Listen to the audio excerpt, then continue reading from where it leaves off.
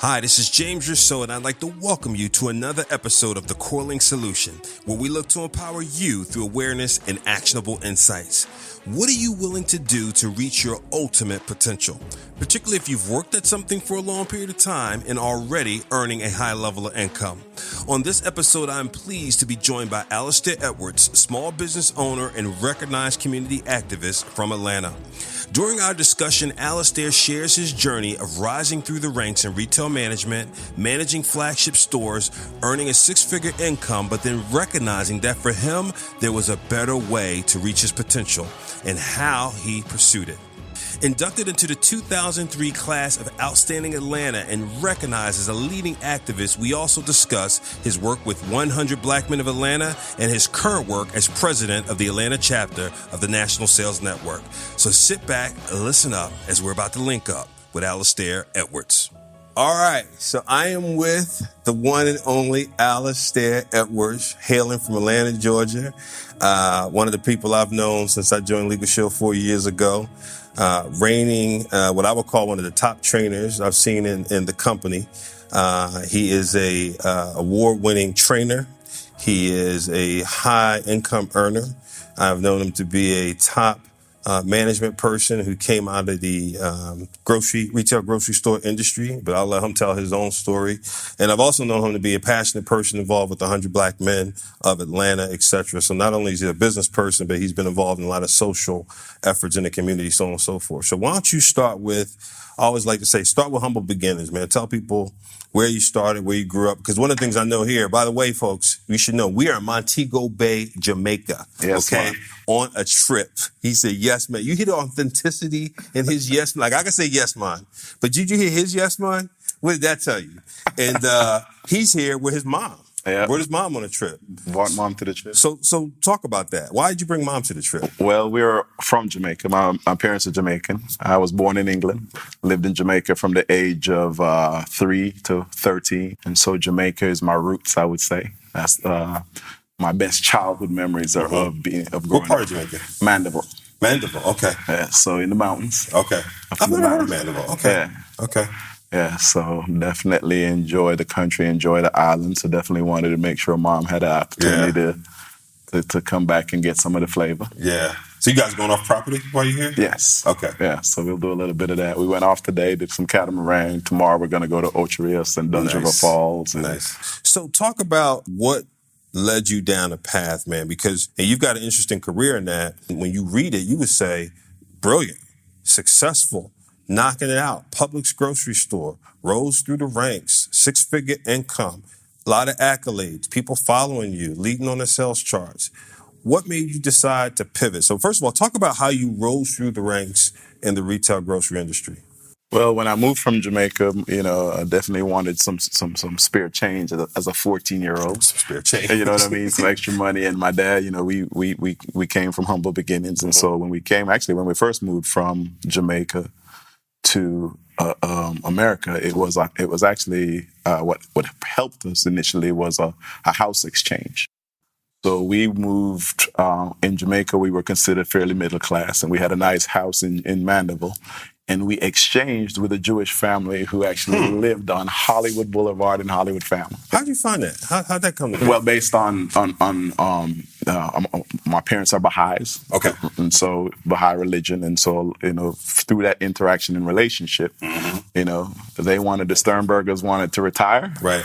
We needed to be here to help pay my sister's medical college bills. So we did the house exchange. Interesting. The funny part about it, when you talk about social justice, is we actually became the very first Black family to live on Hollywood Boulevard in Hollywood, Florida. Interesting. And so at the age of 14, my third week moving into America, coming home from school, from my first, few days at school, walk into this house on Hollywood Boulevard, which is ours because we now live there, to only 5 minutes later have the house surrounded by police and to be dragged out of the house at gunpoint because there's no reason that a young Black man should be living in this house on Hollywood Boulevard. No other reason. No other reason.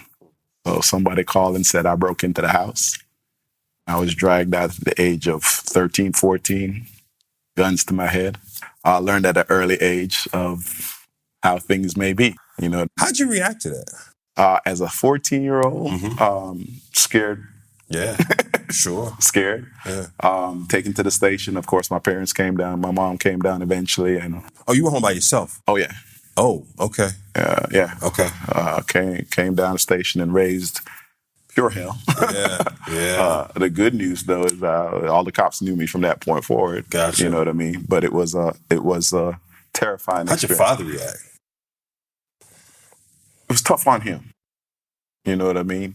I think the first few years in America was really tough on him because he came from what was a middle class. He used to be the assistant manager to Blue Mountain Coffee and ran that whole operation, but never had a college degree. And came here and started working for the 7-Eleven Corporation and did an excellent job of running their stores, did an excellent job of getting the manager that he worked for promoted because he turned around every store he worked with, but was always told that, well, you can't have your own store because you don't have a college degree. That was the excuse that was given. And I watched that break him. You know what I mean? Is he still with you? Oh yeah, he's still with me. But I just watched him from being confident. It just you know what I mean? I can't even, I don't know if I'm describing that properly, but watch the discrimination, not based on what you're doing, but based on, it just so happened that it was other persuasion people that he was helping get promoted. He didn't believe the paper was true. Right. He believed he demonstrated the skills and that paper was an excuse. So one thing my dad was very adamant about is me going to college, about me having a degree. So just for that same, to see where that led to his, he said, I don't have a problem with you being an entrepreneur, but you're still going to have that college degree. So that's never something that they can put over your head. So it wasn't, it's not discretionary. Not a discretion. You were going to college. Fast forward, I graduated at the age of 17. Right. And I had been in ROTC and done very well in ROTC, platoon leader and all of that, and wanted to go into the military. Yeah. And, but at 17, you had to have a parent sign. Got it. And my mom wouldn't sign. So there was a period when I didn't even speak to my mom for about 3 or 4 months because I was pretty upset that she wouldn't sign for me to go to the military. Got it. And they shipped me off to college. So I didn't know about the ROTC piece. What got you in the ROTC? Just drawn to leadership and the structure, the discipline, you know what I mean? There's a lot of discipline that comes out of ROTC. I learned a lot in ROTC early in high school. Also started working with public supermarkets at the age of 14. So I got a part-time job because I wanted money for football games on Friday. And my dad says, well, you need to go get a job. And so very persistent in applying for a job because technically they weren't really looking for people until the age of 15. But due to my persistency going back to the store, a gentleman by the name of Craig Berger hired me. And I'll never forget that. What was your first job inside of Publix? Bag boy. Bag boy. Yeah. Okay. So started bagging groceries at the age of 15. And for some reason, always wore a shirt and tie, even though everybody else was wearing polo shirts. I just, that's how my dad brought me up. And actually, because of... You wore a shirt and tie as a bag boy. As a bag boy. I love that. And got promoted to stock clerk. And, worked my way through running the front end and all of that. And so when I went off to college, I would come back during the breaks, still work with Publix. And then, my first year of college was at Kendall College in Illinois. And so being a part of the Baha'i Temple, I wanted to go to the military. My parents wouldn't sign. I didn't apply for any colleges till the last minute. My parents had a friend who could get me in Kendall College, and I would work at the Baha'i Temple in Evanston, Illinois. So I worked packing books and delivering books to the post office and shipping while I worked my way through college, my freshman year. That's where I pledged my fraternity, Alpha Phi Alpha, my freshman year. I was 17 or 18 when I pledged. And then, moved back to Tallahassee, Florida, to go to school at Florida A&amp. FAMU. That was my good college days. Sure. You know what I mean? So this path of discipline. So 14, 15, you started Publix. How many different jobs did you hold in Publix up until you left? Would you guess them? So I was a bagger, front office cashier, stock clerk. I did a stint in the deli. I did a stint in produce. Went back to stock and went to front-end coordinator. And then when I graduated from college, turned down two pharmaceutical sales job and a direct selling job. You know, I got accepted by Pfizer. They wanted to give me Delaware territory. I got accepted by Dudley Hair Products. They wanted me to run one of their things. And then I got accepted by BP. And none of it was based on my grades. It was based on, I had decent grades, but it wasn't exceptional grades.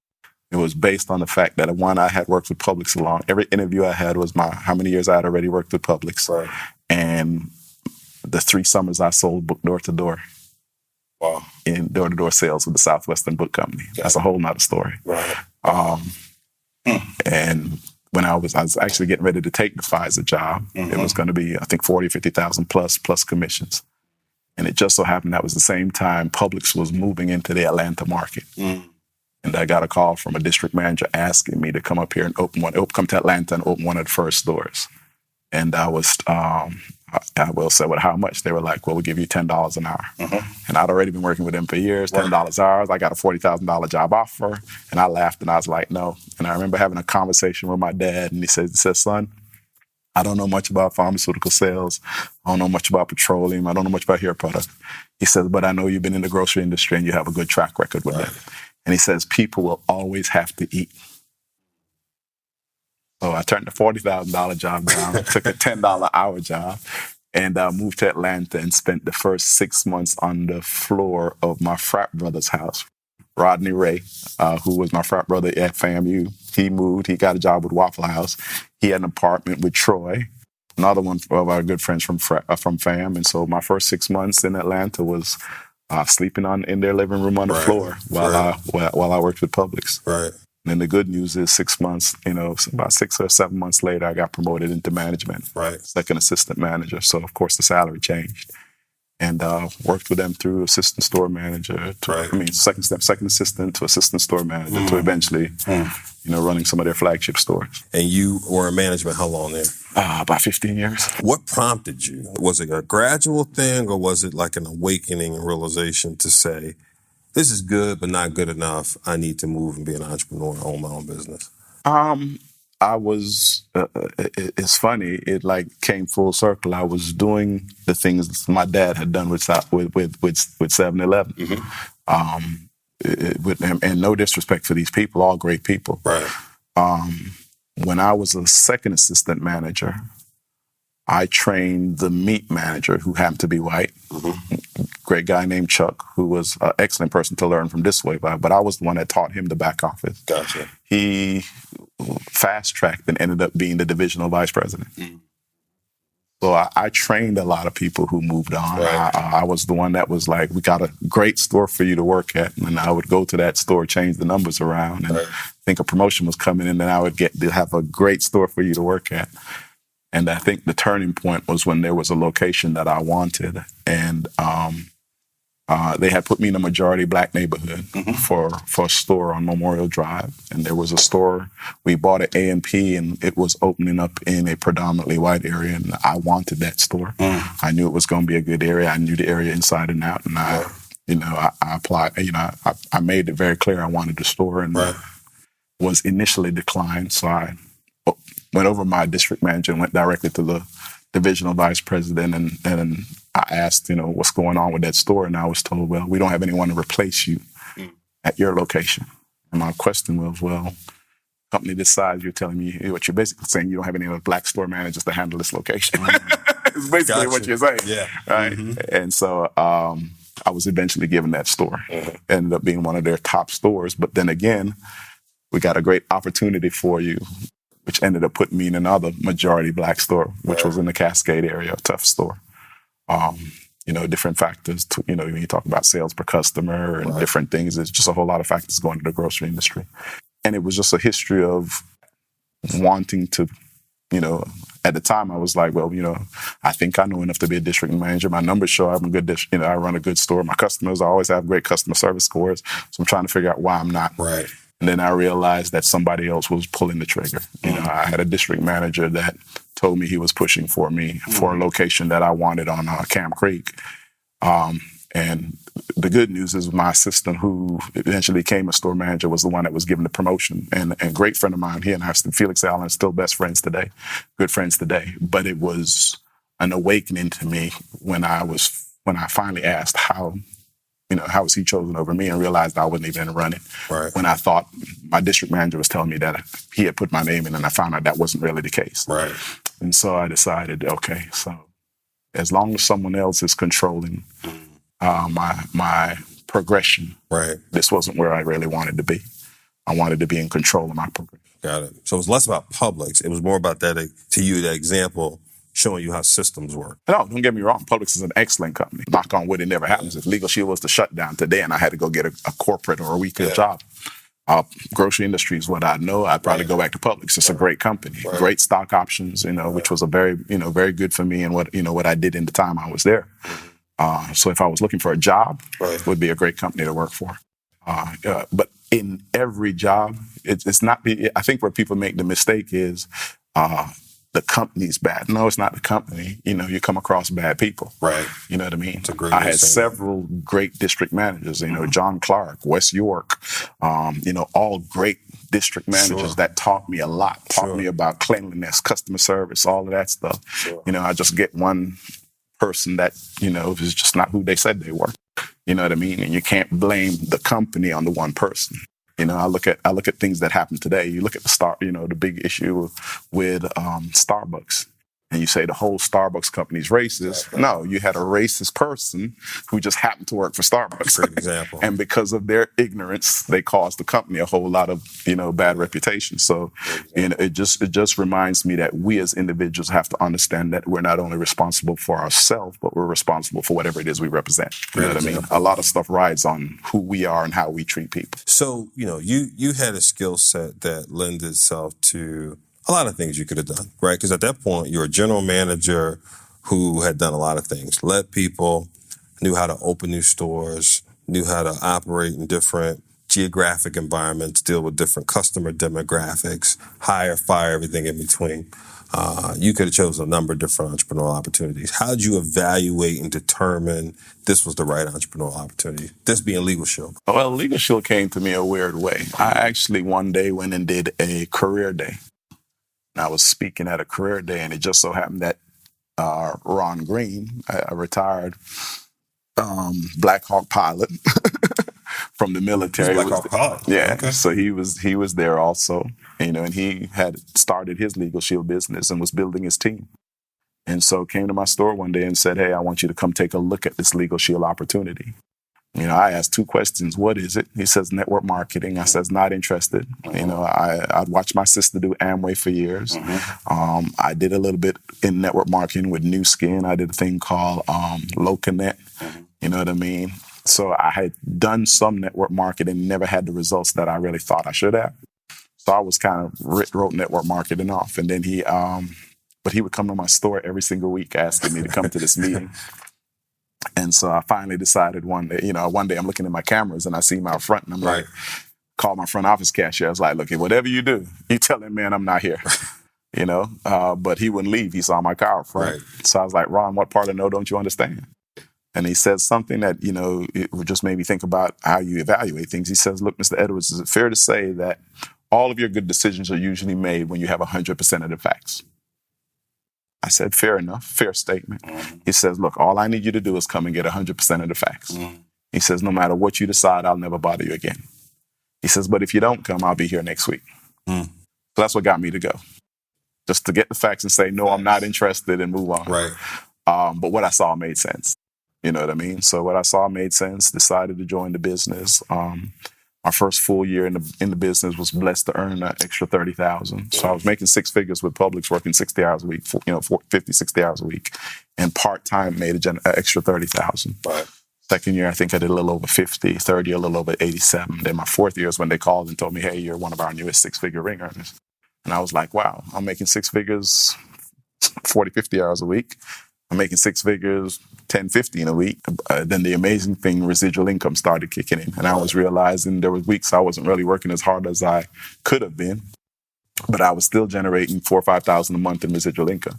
And that's when I realized this is really a good opportunity to give me the same type of income, but to also give me time freedom. And so July 4th, 2009 was my Independence Day. I gave my 2 weeks notice to let them know July 4th would be my last day. That's great. Yeah. That's great. Okay. So then, I've had the, opportunity to see you do a couple things. One, train people, but observe you actually be the student, and you are as assertive in learning as you are in training. You're an avid learner. What got you there? Obviously the discipline and all the things you talked about, but what, from a personal and leadership development perspective, how do you think about that? What motivates you to learn? And, because I want folks that are paying attention again to this program and think about that. You've done some incredible things already. You're still relatively young, right? And how do you think about continuing to sharpen your saw? What gets you going from a personal development perspective? Well, I'm a firm believer if you want to lead, you have to learn.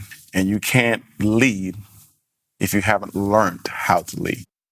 And so when you see people that are leading or better leaders than you, if you want to become a better leader, then you need to become a better student so you can learn how to properly lead. Mm-hmm. You know what I mean? In whatever area you want to be good at. So I knew I wanted to build a team. I knew I wanted to build a team, both network marketing and both in the B2B side. I knew Melissa Wilder was the best in B2B, so I became a student of Melissa Wilder. Yeah. I made a conscious effort to become a friend of Melissa Wilder, to where that I could gain her trust to be a soundboard, to where if I had a question or struggled in that area, that's the person I needed to answer. I needed to have the best person answer that question. Right? I knew Mr. Self and Mr. Humes had built a large organization. I looked at their track record of success. And what I mean by that is it's one thing to see someone that is successful, but success to me is someone that has created successors. Right. And he had a track record of success. So I decided to model and make sure I had a warm relationship and built a trusting relationship with those individuals to where I could ask the right questions. Gotcha. There's no need to get cut again if someone's already got cut. Sure. Absolutely. You know what I mean? I'd rather you tell me, look, where are the blades right. so I can go around them. Absolutely. Instead of trying to, you got cut, I got to get cut too. No, not necessarily, right? Just tell me what cut you and was the cut necessary. If the cut wasn't necessary, I don't need to cut. You know what I mean? So I just go to the source. And then you find people that have that same type of desire. And what I've found is that, and it took me a while to really understand this, but the best thing to do is find people that are just as hungry as you and encourage them to be better leaders than you. Right. Sometimes people want all the accolades or want all, I'm the leader. Nope. I got a bunch of great leaders. I just, if they need me, they come to me. If I can guide them, if I see something out of whack, I can come to them and have an honest conversation. But they are just as good or not better than I am. And that's why I've had a successful organization. Awesome. Any particular tools or techniques or go-to resources of preference when you think about personal leadership development that you would advise people utilize or avail themselves to? Reading was a struggle for me. I've started thousands of books and never finished quite a few, right?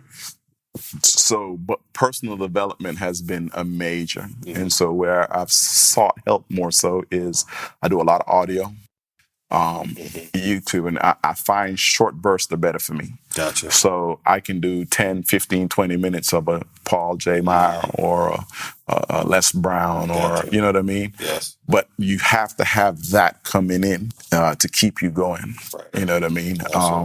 And don't get me wrong, it's good to be caught up on current events and all of that good stuff, but there's a difference between being caught up on it and being caught in it. And I think a lot of times people get caught in it. And you get caught in the things that you can't change, right? If you can change it and the change is what you're about, then get all caught up in it. Right. But if you're just getting caught up in it just to say I'm caught up in it, you know what I mean? Yes. I'm not trying to solve the problems I know I can't solve. Right? I'm figuring out where can I make a change. And if I can make a change in that area, then that's where I'm going to focus on. Right. If I can't make a change, that's not for me to solve.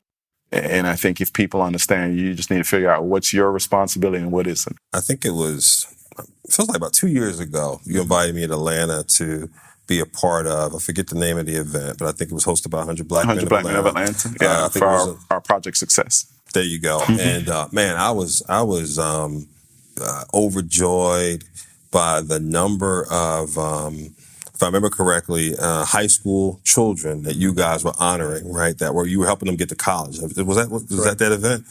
Man, it was awesome, right? And so I would love for you to talk about it from a perspective of, because one of the challenges with talking about social justice right now is a lot of times it turns into this explosive conversation about enumerating everything that's wrong. And that's not the conversation I want to have, right? Okay. The conversation I want to have is about what should we be doing to get things to a better place, right? And you're already on that side of the ledger, right? You're doing so many things, right, in terms of being a part of areas to make things better. I would love for you to share, since you're doing things with 100 Black Men and other different groups, what are some of the things that you guys are talking about, right, in terms of, man, these are things that are on our agenda that we want to invest more in, that we wish people would invest more in, that we think can move the needle to getting us to a different place? Like, what are some of the things that come to mind? If that's a fair question. Yeah, that's a fair question. Education. Yes. I think, I think a lot of our problems is lack of education in our communities. Proper education. Sure. There's a difference between passing a kid and teaching a kid. Sure. And I think a lot of our schools are passing our kids. Meaning, I'm having a hard time teaching this one. I just can't wait till the year is over. Pass. Because if I fail them, that means I got to deal with them one more year. So pass, and then you graduate someone that barely can read at a middle school level, right? So we're not fixing the problem. And I think what I like about what the 100 Black Men is doing, and all the organizations, the National Sales Network, which I'm the president of the Atlanta chapter, they have a weekend program that they do with college kids. They take 300 college kids, pay for the entire weekend, and put them in front of corporate executives and teach them sales philosophies, and, things that you don't get in your everyday school. Right. So we try to give them additional things. The 100 Black Men of Atlanta has an excellent robotics program. So we take kids in the middle and elementary school and start them off with robotics. Lonnie Johnson invented the Super Soaker. Remember, $1 million invention. Sure. But he's a member of our organization. So they have access to him, access to his labs, and access, getting kids to think from an early age, I am smart enough, you know what I mean, to be bigger than and I think media plays a very bad role in where we're heading, because you can turn the news on at any time, any day, and they have no problem featuring the kid that got shot or the one that robbed the bank, or, you know what I mean? Right. And I've never watched a news station where they focused on this kid is doing excellent in school, or these schools are graduating this many people. So the image of there's so much that goes into social justice. Yeah, it right? is. It's so much. Police brutality is police brutality, but then again, if the police officer is taught from watching the news every day and the negativity and the target at the range is the Black person, it's psychologically, unconsciously telling them that when I go out in the street, you're the problem. Right. Regardless, I don't have to get to know you. I don't have to understand who you are. I don't have to understand your background. Exactly. If you look like you're the problem. It's an unconscious bias. It's an unconscious bias. And until the media, till we as a country take on that responsibility of understanding that we all play a role in painting the right image. I go back to the situation with my dad being passed over, me being passed over. Till we get to a point as a country or as a community where we judge each individual for who that individual is, it's going to be a problem. Right. How do we all play? I mean, you make a really excellent point. The unconscious bias point, I think, is being discussed more and more. But you said a key point. We all play a role in helping that. How do we? I mean, media obviously has a big part to play in it. But we all play a big role. Yeah. And you know how I am about these discriminations. Absolutely. I've experienced it myself. I have 2 boys. But we also, on the flip side, have to take a responsibility of. So I think one of the things we have to be careful about is, when do we raise hell? Right. right? So I look at these police shootings, and we all play a responsibility. There is, and don't get me wrong, none of those shootings are justified. Right. But you also have to look what put me in that position. Right. Fair enough. Right? Absolutely. So the young man who says, "Officer, I have a gun, I'm licensed, my daughter's in the back," and still gets shot, we need to raise hell. Right. Point blank. The one that is engaged in questionable activity that gets him to the point where he's being questioned, you negate the power of me fighting for the innocent man that was in the car with his kid. Yes. My dad always used to say, never give them a but. Yeah, I know I shot him, but he robbed the store. Right. I need it to be clear cut. Right. Don't give anyone any ammo. I told you I own a gun. Right. I told you I was licensed. I told you my kid's in the back. There's no reason for you to shoot me. Oh, all of us need to raise hell. Right. And when I say all of us, I mean the black community, the white community, the law enforcement community. Right. Everybody needs to hold that individual accountable for that decision.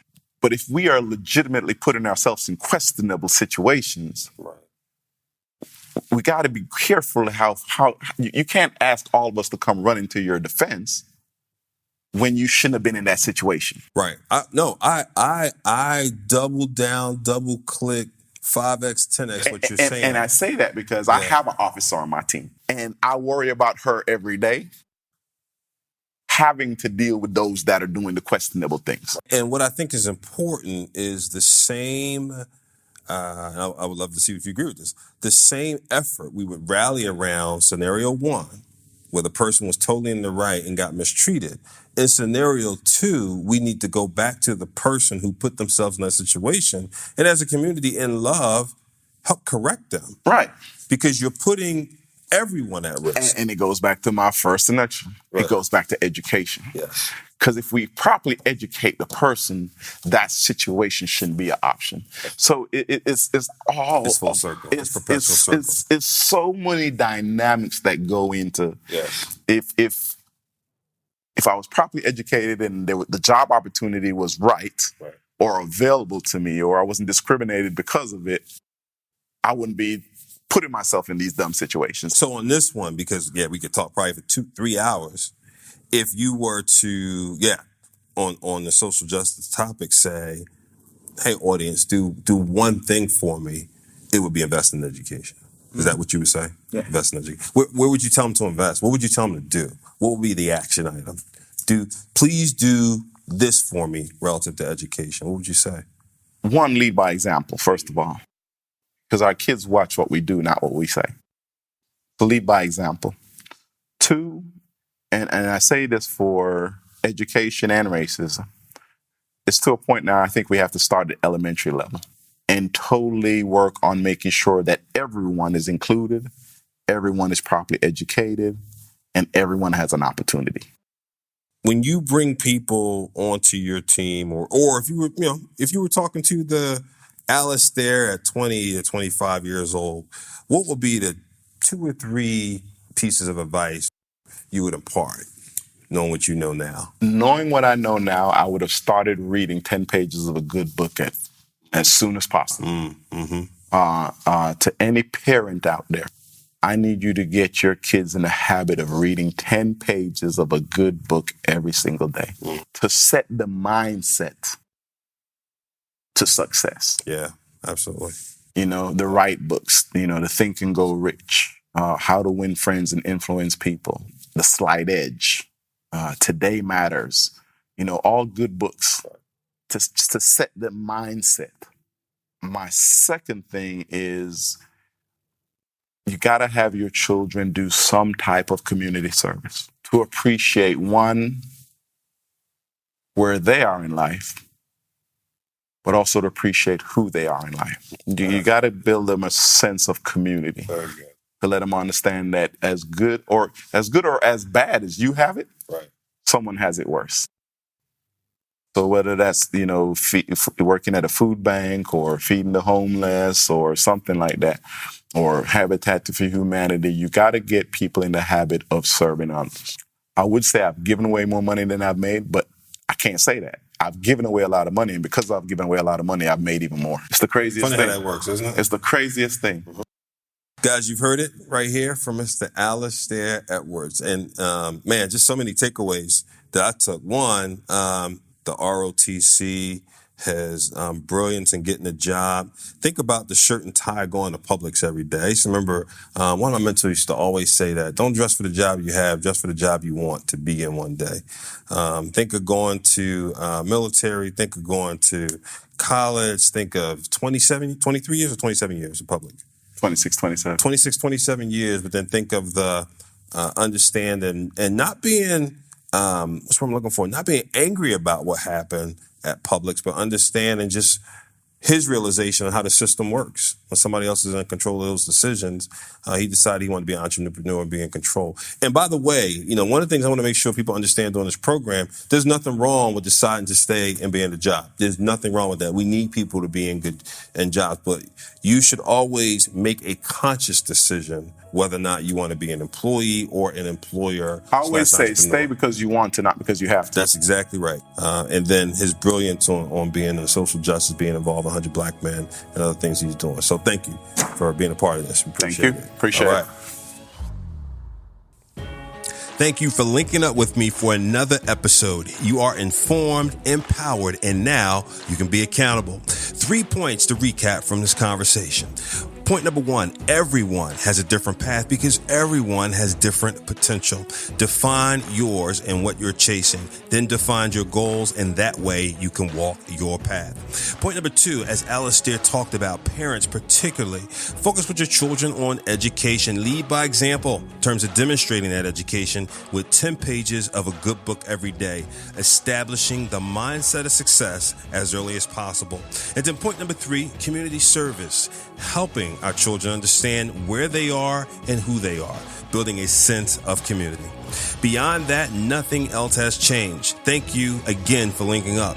This program is about empowering you through awareness and actionable insights. As you listen to these podcasts, you may have questions. Here's some things that are new to you, new terminology. All of those things are good, and I am here to serve. You can go to our website, thecorelinksolution.com, and right below the show notes, you will see a comment section. You can ask your questions. You can mention challenges you face in the areas that I mentioned, and you can even tell me other guests you want to hear from. Alternatively, you can ask those same questions, make those same comments through Facebook, Instagram, or Twitter. Thank you so much for linking up, and see you next episode.